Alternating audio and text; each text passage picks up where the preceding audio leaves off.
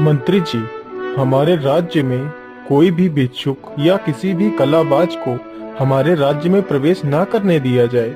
यदि किसी ने भी इस नियम का उल्लंघन किया तो उसे कड़ी से कड़ी सजा दी जाएगी। राजा ने उस राज्य में प्रतिबंध लगा रखा था कि कोई भी भिक्षुक अथवा किसी भी प्रकार का कोई भी कलाबाज उनके राज्य में प्रवेश नहीं कर सकता। परंतु एक दिन की बात है, एक कलाबाज उनके राज्य महल में घुस जाता है। कौन हो तुम और तुम्हारी हिम्मत कैसे हुई बिना मेरी इजाजत के महल में प्रवेश करने की? सैनिकों, इसे अंदर किसने आने दिया? महाराज, मैं जरा सा पानी पीने चला गया तो ये आदमी राज्यसभा में घुस आया। महाराज, मेरी बात सुन लीजिए। मैं एक कलाबाज हूँ और मैं लोगों को अपना करतब दिखाकर उनका मनोरंजन करता हूँ और मैं आपसे अपनी कला दिखाने की अनुमति चाहता हूँ महाराज। अरे कलाबाज, तू यहाँ तो क्या इस पूरे राज्य में कहीं भी अपनी कलाबाजी नहीं दिखा सकता। निकल जा यहाँ से, नहीं तो तुझे फांसी पर चढ़ा दूंगा।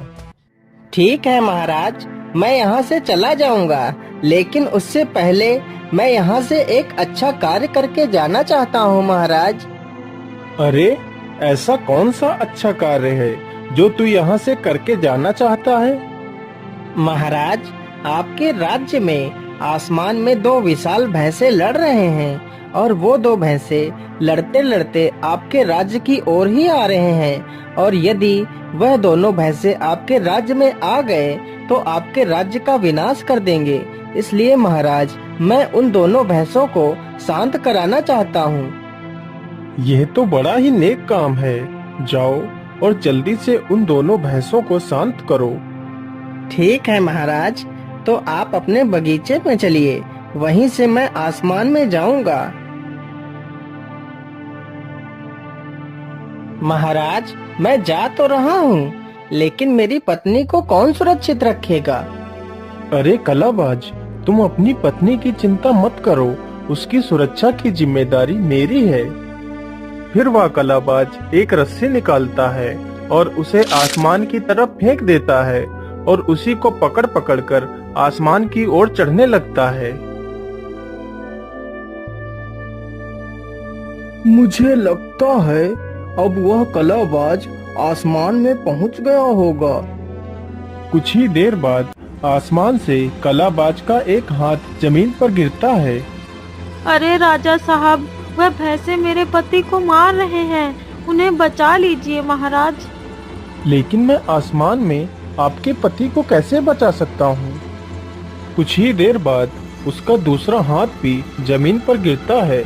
इसी प्रकार बारी बारी से कलाबाज का पूरा शरीर टुकड़ों में जमीन पर गिरता है। महाराज, मेरे पति को उन दो भैंसों ने मार डाला है। अब मैं उनके बिना कैसे रहूंगी? मुझे भी नहीं जीना है महाराज।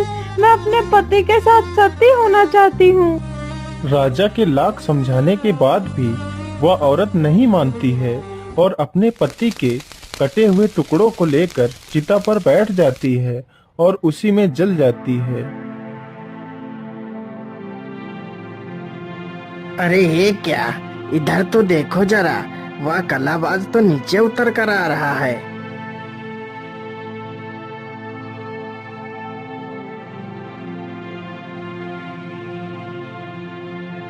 महाराज, अब मैंने उन दोनों भैंसों को शांत कर दिया है। अब मैं आपके राज्य से जाना चाहता हूँ, लेकिन महाराज, मेरी पत्नी कहीं नजर नहीं आ रही है। लेकिन तुम्हारी पत्नी तो सती हो गई है। तुम्हारे अंग तो कट कट कर जमीन पर गिरे थे, तो तुम्हारी पत्नी तुम्हारे कटे हुए शरीर को लेकर चिता में बैठ गई और वह सती हो गई। लेकिन महाराज, मैं तो आपके सामने खड़ा हूँ, तो भला मैं मर कैसे सकता हूँ? आप जरूर मुझसे झूठ बोल रहे हैं महाराज। आपने मेरी कलाबाजिन को अपने घर में ही छुपा रखा है और मुझसे झूठ बोल रहे हैं कि मेरी पत्नी सती हो गई। अरे कलाबाज, यदि तुम्हें ऐसा लगता है कि मैंने तुम्हारी पत्नी को छिपा रखा है तो तुम उसे बुला सकते हो। तो ठीक है महाराज, मैं अभी अपनी पत्नी को बुलाता हूँ। अरे रूपरेखा, तुम कहाँ हो? देखो मैं आ गया, तुम बाहर आ जाओ।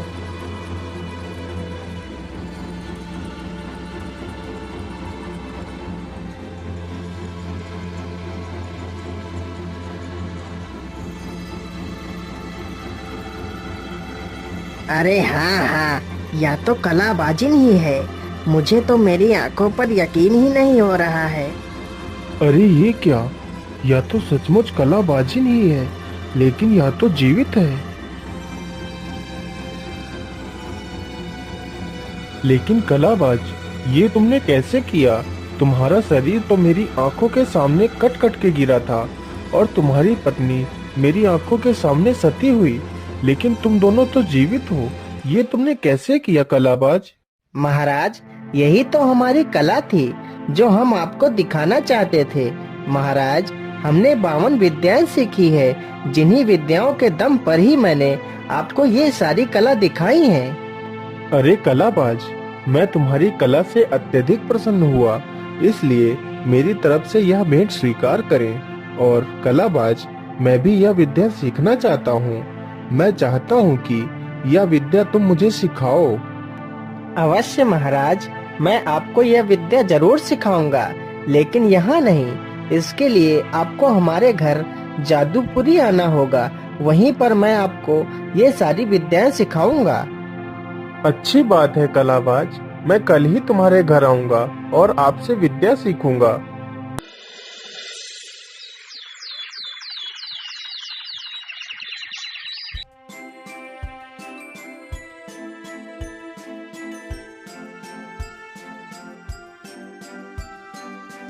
अच्छा महारानी जी, अब मैं चलता हूँ।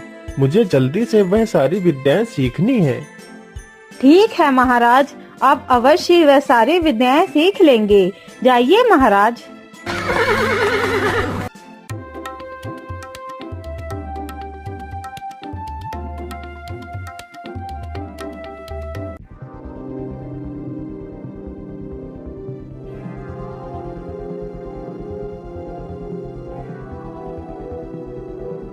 आइए महाराज, आपका स्वागत है।